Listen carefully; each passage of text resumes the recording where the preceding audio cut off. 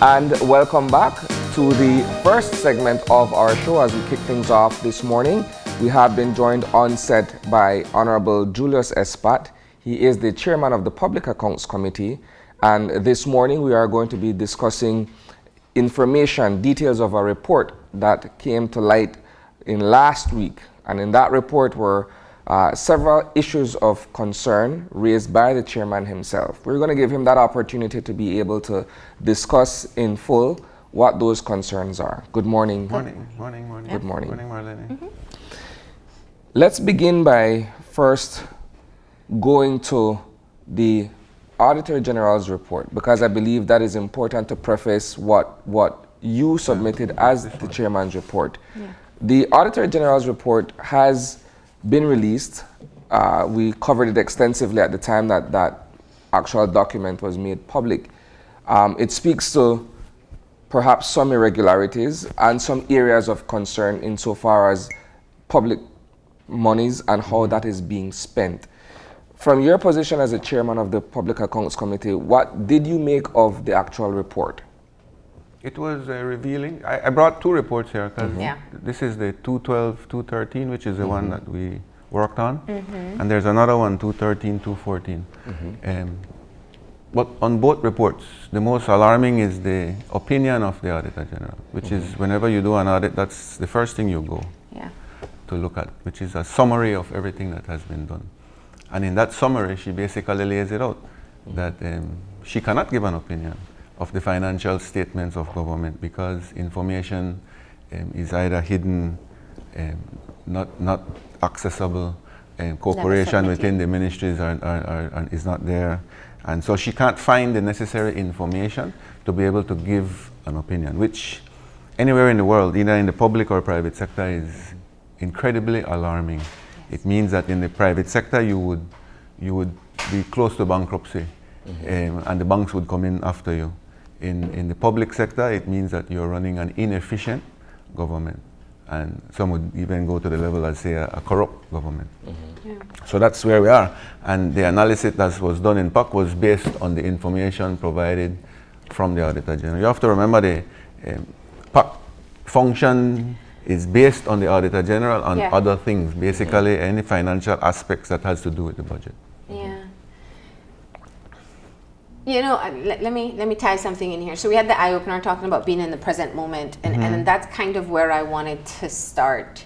The Public Accounts Committee, as established, is actually meant to be a very important committee in keeping our government systems transparent and accountable to us, the public, through you and your work. One of the challenges we've seen time and time again is just where do you start? And as you're stating, the recent report is looking back at 2012, 2013. We're looking at 7 years ago. While that information is absolutely critical, I will never say that we shouldn't get this type of investigation. The question always remains, shouldn't we be looking at more present or more timely information? And what are your thoughts on that? But that's how it should work. Yes. In other developing countries, the limitations I believe they give the Auditor General to present to the PAC is like 6 months. And the way it is supposed to be done is government should be on top of it through the legislature. Remember, governments are formed by three branches: the executive, the legislature, and the judiciary. In this case, the executive overpowers the legislature to the point where they make the committees meaningless, all of them. And that's why we have been championing having the Public Accounts Committee, and not even the Public Accounts Committee, all committees in Parliament, they should be held in public. Why should they be held in public? There's a thing called transparency, and people hear the word, oh, transparency, it doesn't really mean nothing, but transparency is when a government works in the open and allows their decisions to be scrutinized by other parties, not only the opposition parties, but by everybody. And that way people have a better image, a better understanding of how their money is being spent in this case, and therefore can make decisions that we're not happy. And in that case, we lobby our area representatives to go and challenge our issues, or we lobby other people. That's how change comes about. But we have had leaders, and this starts from 1981, that have worked in secrecy They have worked in darkness, and they have dealt with things under the table, not above the table. And they force you all as the media and the people to not have that information. They do it relatively well because they have gotten away with it for so long. But we have to ask the question, if there's nothing to hide, then what is there to fear? And it is important that we analyze this. The Public Accounts Committee is the only committee in the legislature that gives you checks and balances. Well, but just let me press it a little bit further, because I wanted to be clear to what's happening here. It is a good thing that we have a Public Accounts Committee, and I think we can celebrate that. But it feels very much like an element of tokenism. It's, you want transparency and accountability here. There's a Public Accounts Committee, it's led by the opposition, see, we did that. But if you are not given the tools to be able to execute the mandate effectively, which is looking at how we are spending as close to today as possible, because quite frankly, I think going back into 2012, 2013, no matter what you bring forward as concerns to people, it's so far from recent memory that it's hard to resonate with. It is, but it's not. The issues are the same. So everything that's happening to us right now has been stated before. And so it doesn't really matter, in the experience I've had in the public account, it doesn't really matter which report of the Auditor General we analyze, the issues are the same. I mean, and you can see it as it goes along. The specific issues are different. And I understand, we Belizeans, we tend to only react to what's happening now. But we have to start analyzing the situation on a whole. That we have a Public Accounts Committee, and you can put it on paper, says we have a Public Accounts Committee. Well, I think that's even more dangerous than not having a Public Accounts Committee. I think that is an achievement. Because I would disagree a bit, because I think you're fooling the people. You're creating a facade that has no structure and no substance. So when you have international donors trying to assist you with a loan, they would look at certain things. Do you have a Public Accounts Committee? Do you have an Integrity Commission? Do you have a Contractor General? And look at those three things. We have been playing really negatively with the three items, because the Contractor General has not been functioning. The Integrity Commission has not been functioning. The Public Accounts Committee has not been functioning, but yet we have it on paper. So what happens is that these foreign entities give you the loans based on the fact that you have the checks and balances in place, and it becomes worse, because then the money just disappears. May I interject to say that while I hate to bring politics into this, it's difficult to divorce the two things. You can't. No, you can't. can't. You can't. Don't you find yourself in a position where, as chairman of the Public Accounts Committee, you come in with your own vision of what you want to see achieved by this particular task force? However, the fact that there are scandals in the past, not necessarily this administration, but in the previous People's United Party administration, that people kind of look at the post that you hold cynically, because how do you now clamor for certain changes in respect of transparency and accountability when your forebears are accused of having been doing the same things under the table? But that's a fact. We can't run away from reality, and we can't stay at that level of reality and continue at the level of corruption that we are right now. We have to move on, and we have to try. I personally believe, and I think the party to a certain extent believes, that you can't rely on personalities. You can't rely on anybody to be put into a situation where there is no regulations involved and expect that that person will do absolutely good. So what we are trying to propose is to have a system in place that limits what the politician can or cannot do. And that's, in the developing world, that's how they do it. And it's done because you have participation of people. So I believe more in systems in place than to have personalities and you want to put somebody on an altar, and when that person cannot reach the altar, then you demonize him. Well, you have to try, and I believe you have to continuously try. But just to mention one thing that you said, it is not that I have gone into the PAC to be able to start something that has not been there before. The Public Accounts Committee is based on the parliamentary system. We function under the Commonwealth Parliamentary Association. And the Commonwealth Parliamentary Association is cognizant of the fact that small branches like Belize within their organization, they're not following or they can't follow what the rule of law expects of them because the system in which they're operating functions for a large parliamentary group and not for a small branch. So the Commonwealth Parliamentary Association has been focusing on how to adjust the necessary legislations, how to adjust how we operate in Parliament, how to adjust how we operate as governments to be able to look at, you're looking at sometimes 17 members of a House of Representatives. In our case, it's 31 compared to 650 odd that's in the United Kingdom. And you see in the United Kingdom where you have this everybody pulling each other from all sides. That right now it might seem that it's crazy, but it's part of democracy. It does not allow dictatorship to take over. And that is what we fight for in Belize, democracy. The essence of what we are fighting for is the preservation of democracy. And as best as we can to make sure that the money that is allocated to the people reaches the people. Right now it's not reaching the people. I mean, and you can put any kind of statistics you want out there as government. But at the end of the day, when you're carrying $100, well, I'm being unfair because most people don't have $100 to take to the supermarket. But I went with $100 the other day and I could barely find anything to provide 2-3 meals. So imagine an impoverished person in a rural community that does not have access to even $100. How do they survive? That is when you start analyzing if in truth your economy is doing well or not. It's sometimes the statistics are not true because, for example, they would take out people that are employed in an area where they might only be employed 1 week for the entire year, but they use the census for that week to cover the entire area, and it's not a true picture of what's happening. And you know, it's a tough way to start the conversation because we want to get into the meat of the matter, but I think it is critical that we rehash it because until we understand that systems in place are one thing, but systems working efficiently is another, you know, we won't be able to get the full benefit. There's one law in Belize that affects us all, and that is the minister's discretion. Yes, but let me, you know, we're moving into election cycle very soon. Manifestos are being formatted, whatnot.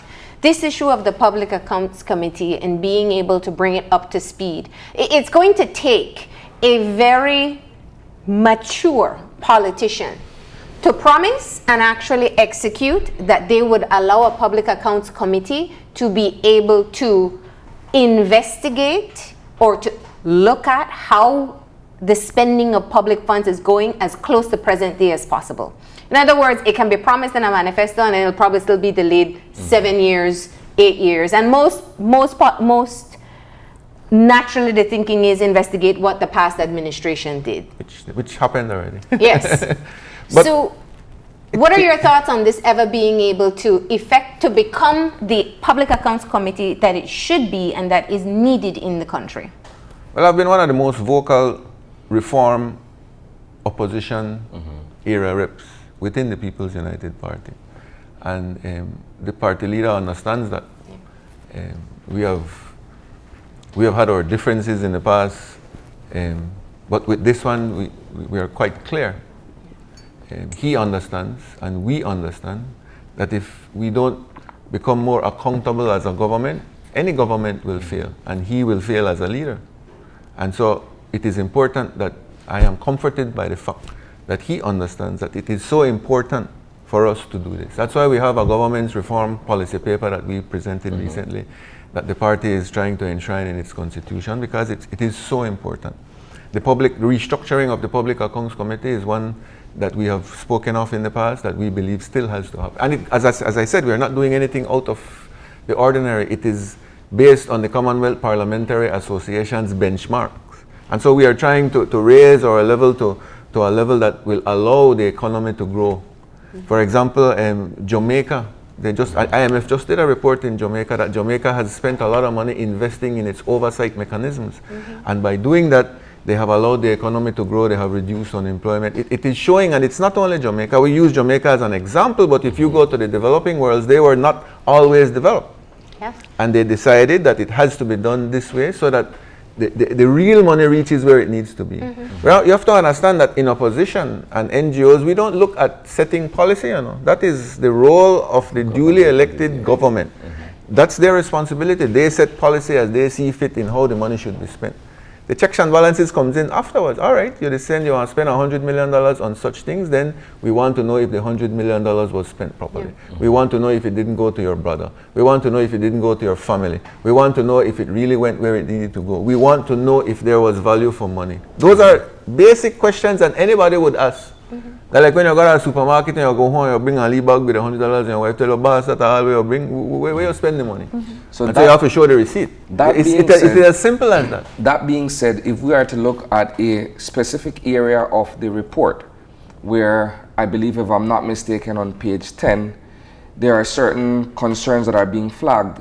I know one, for instance, has to do with the two Belmopan businesses, special effects and special effects performance, where you highlighted the fact that based on the Auditor General's report, there was a loss of government monies in transacting with these two companies, somewhere to the tune of $1.8 million. Well, it goes back to what you're saying. You set out to have policies on how certain monies are to be spent, but then at the back end, when you go back and do the audit, you realize that you're in the red more than you were profitable. What the Auditor General said, what the Accountant General said, what everybody has said based on the report is that we're not spending the money based on the financial regulations that the country has. It's simple. The financial regulations tells you to be able to purchase something, you need to do this, this, and this. It goes to another level. The Prime Minister does not follow the law when it comes to how you spend or borrow your money. That has been proven in the courts, where we took a court case with the Petro-Carib and the Prime Minister knew that he would have lost, went back to the House, passed a law to be able to justify his wrongdoings in the past. So you're talking from the man at the top, setting the example of not following the rule of law when it pertains to the Finance and Audit Act. What do you expect the rest to do? So there are simple procedures. The Auditor General in her report states, if you buy a product and the product is destined for area A, then the storeroom in area A basically has to receive the product and note, I received 50 tires, for example. That's their job. But they can't find the report that says that the tires reach. For example, if it says you as government will purchase something, if it's you, Isani, with your personal money you'll collect every 2 weeks, you can buy it anywhere.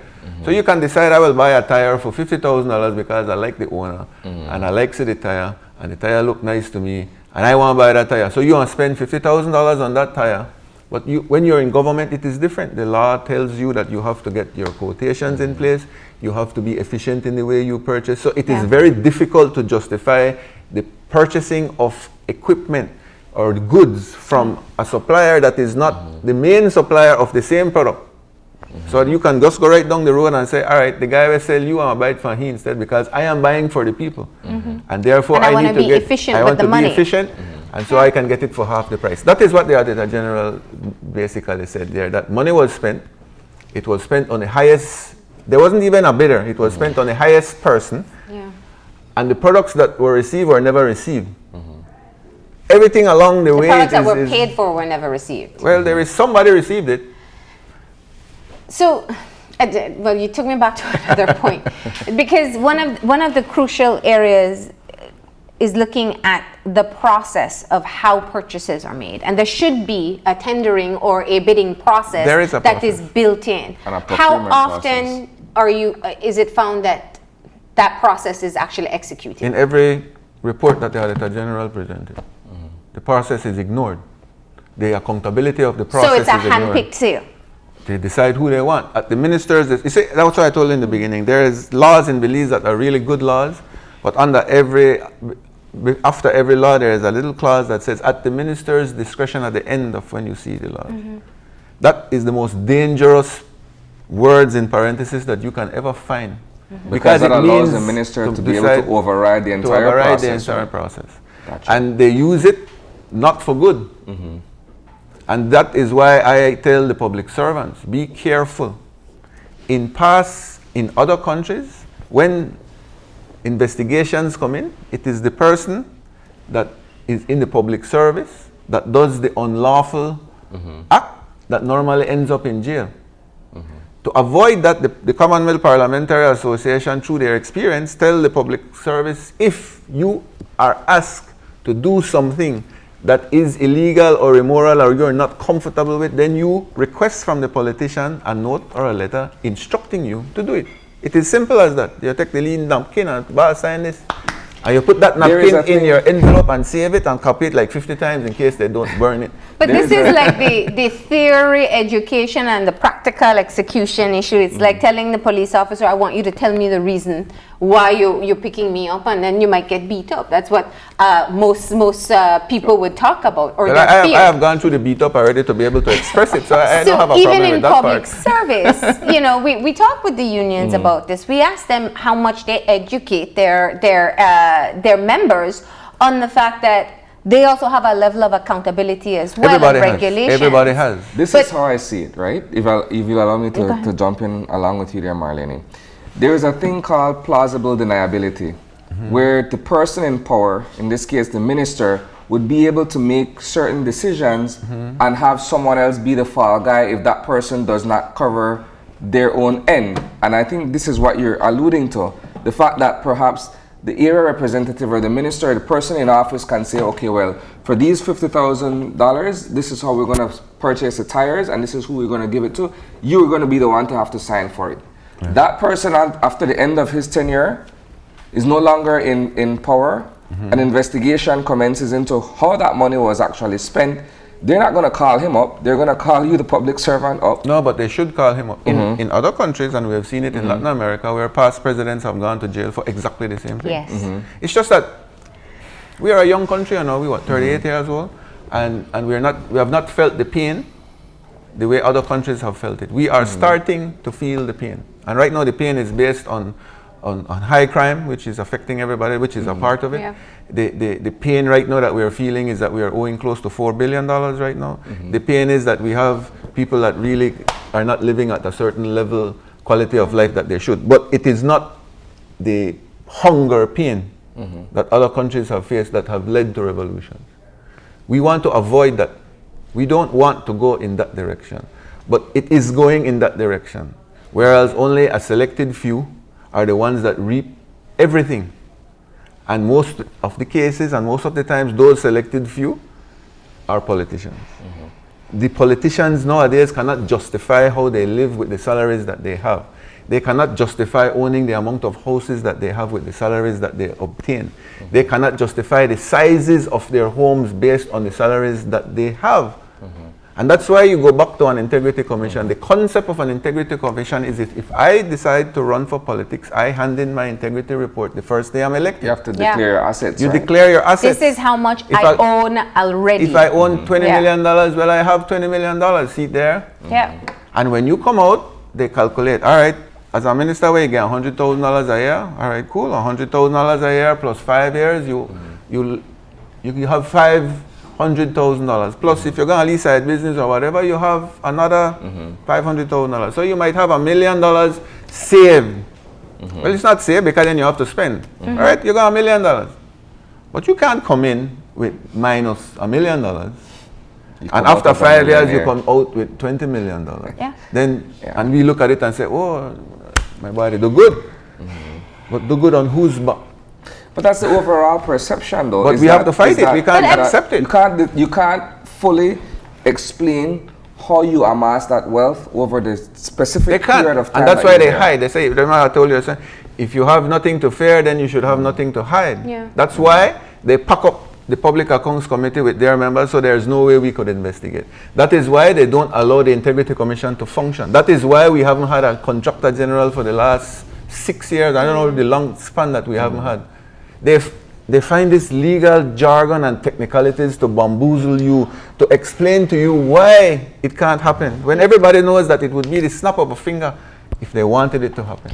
Well, and I think that's why we started the conversation where we did, because it could also be just executing a tokenism exercise of saying, okay, well, we'll investigate, but many years later, or have an Auditor General report produced but not submit information, or clearly have areas where things have not been done the way they should. But I think we get so blasé of the idea, and even in the budget, we know. we get so blasé with the lack of information provided, and the Auditor General report pointing it out, and it being a critical issue, even in your investigation for the PAC. I think there clearly seems to be a disconnect between saying, listen, what's happening here is not the proper protocol, but the only people who can instigate for that change, if it's not internal with a change of heart from the government itself, it would have to be the people. It's the only way. There's no other way. And people beat up politicians, including ourselves, for trying. And we are in that political realm where everybody is cynical and this and that. And we understand that. We have gone to another level where the NGOs have protested. Remember the protest where the NTUCB had when all the things that the Auditor General were asking, they was part of the reason why they protested. Yeah. And the Prime Minister at the time said, no problem, we are giving everything we want, just no protest no more. Sign on cap. Sign and Up to now, none of it has happened. And that's what continues to happen. But we have glaring situations in our face. You have a Public Accounts Committee report that was submitted last year in September. And not a response, not a commentary, not a feedback, no inclination. And these are the people that are vying for leadership of government. They are the ones that sit. The Honorable Patrick Faber, the Honorable John Saldiva, the Honorable Tracy Panton, and the Honorable Papa Mena are the 4 members of government on the Public Accounts Committee, and 3 of them are vying for the highest seat in their party to form government, to become leaders. And they are the ones that are suppressing accountability. So that goes to show you the level. Then another one that's glaring is again from the Auditor General report, the one before on immigration. That instead of going to the PAC, that went to the Special Senate Committee because of the pressure that came on government. But what happened with that now? We are left with one keyword that comes to mind automatically as you said that. The exigencies of one's personal life. But who cares about what a public office elected tells you? I don't got time to do my job. Then have somebody else do it for you, dude. If you are so Mr. Liar that you don't have time because you make money or the cut deal or do whatever you are doing, that you can't spend time to do the job that you were elected or appointed or paid to do, then shame on you, shame on your organization that appointed you, and we as Belizeans can't tolerate it. Get somebody else, the vice chairman or whoever is on that committee, to present the report. It is ridiculous that we in Belize accept those kinds of excuses from, and they're intelligent people and they're attorneys above everything else. They know more than anything else what they are doing. And what they are doing is wrong.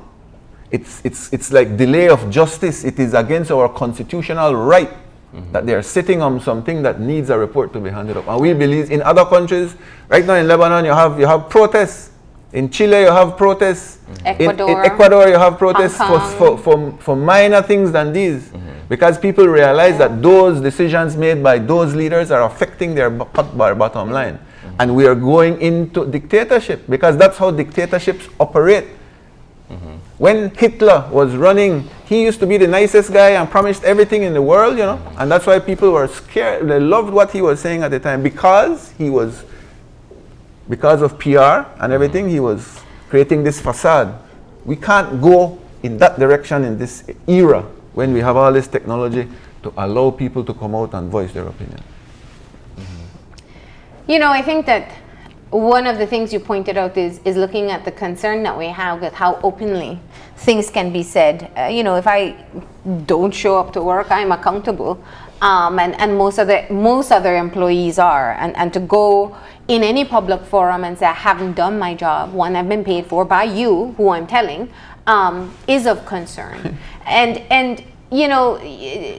You said it yourself. There's a level of cynicism, and even hearing it from you as a politician, people will look at it and perhaps say, oh, well, that's just opposition talking, that's PUP talking, and perhaps not want to take it seriously. They have a right to say that, though, because it hasn't worked for them. So what do you expect the Belizean people to think? But I am telling them on your show, there is no Jesus Christ that will come to save us from ourselves. It is us. We have to do the work. We have to do the work to save ourselves. The Lord will help you, but He will not come to do it.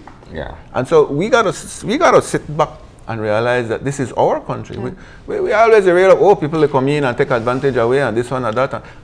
we got to take the reins of the horse and say, all right, guy, I don't want to go in the direction of the cliff where the drop off. I want to go in that direction, and you pull the reins and you go in the direction. We have to take it, not the politicians, the people of Belize. And we have to go out on the streets and we have to protest if necessary. We got to do what is necessary, Marlene, because not everybody has the opportunity like we here in this room. We are blessed. We are blessed Belizeans. And I pray to the Lord every night and I give thanks because we are blessed. But you guys need to go into the rural communities or maybe take and drive down south side and realize if those people are blessed. And governments, responsibility is to take care of the ones that cannot take care of themselves. And that is failing. And in the meantime, I think there are groups of persons and organizations and entities that are trying to push through and keep on doing the work, even if it may seem futile. From what has been published in the public accounts in the recent report, what can happen? Well,